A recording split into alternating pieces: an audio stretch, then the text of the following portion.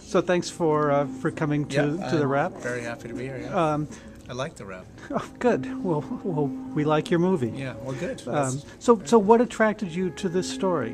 I don't know. When I first read Jay Purdy's novel, The Last Station, in 1990, when it first came out, I didn't really see the movie in it, but I reread it in 2004 and saw the movie immediately. And I think it might have been because I'd been married for 10 years in the intervening time. And I realized that I really, what I saw in it and I wanted to do was a movie about the difficulty of living with love and the impossibility of living without it, about the tragicomedy of marriage. That's what I liked about it. And I thought it was a great, it's more than the Tolstoy biopic. It's really a great movie about I don't know, the existential problem of marriage. Is the movie you made the movie you saw when you reread the book? Yeah, very much. Yeah, absolutely. Aside from, one of the things I found in the process was because there's so much primary source material and so much information, I was kind of buried in fact, and I sort of figured out over the course of making the movie that my debt was to, really as a storyteller, was to truth and not to fact. And the more I sort of stripped away and got away, oddly, from the historical fact of it, the better the movie became.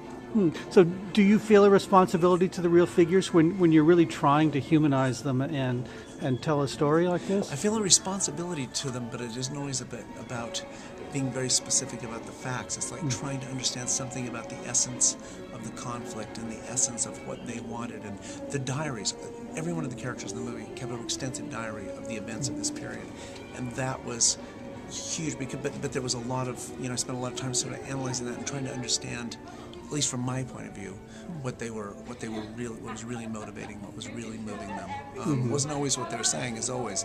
You're always trying to hear the subtext beneath the text, And so that was a really interesting process.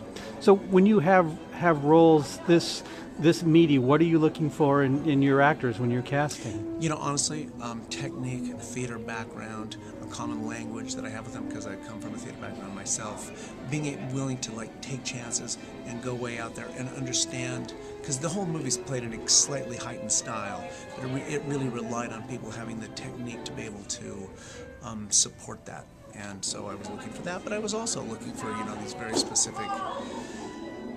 The key piece for me was James McAvoy, because I knew I needed somebody who was a window in on this world that the audience would trust and connect with and go with and allow to be their heart and soul and ears and eyes and the person they travel with. So James was key, and then of course having these titanic actors to play these titanic characters, in Helen and Chris and Paul. I mean, that was, I suppose, another element. But also the ability to walk the line between comedy and tragedy, because like I said, it wasn't really wanted to make a tragic comedy about marriage, and I had to find actors who could really move deftly from kind of the absurd to the sublime, and from the serious to the ridiculous, and the tragic to the comic, and that's a small club.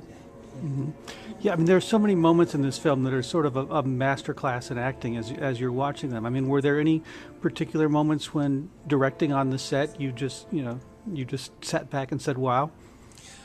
A lot with every one of them. I mean, one of the interesting things about Chris is, he would come with an idea, and he'd show me something, and I'd say, well, why don't we try this? And he would look at me and go, I don't know.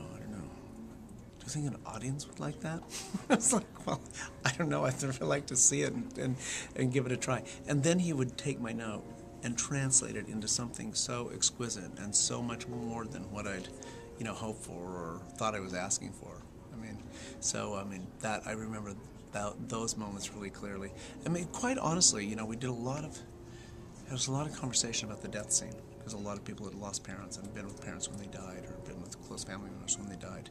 And I think what Chris kind of listening to everyone's experience, and then what he took from that and did with that, was really awe-inspiring to me and kind of chilling, because it was sort of simple and kind of gritty and ugly and real. Okay, well, thanks very much. Yeah.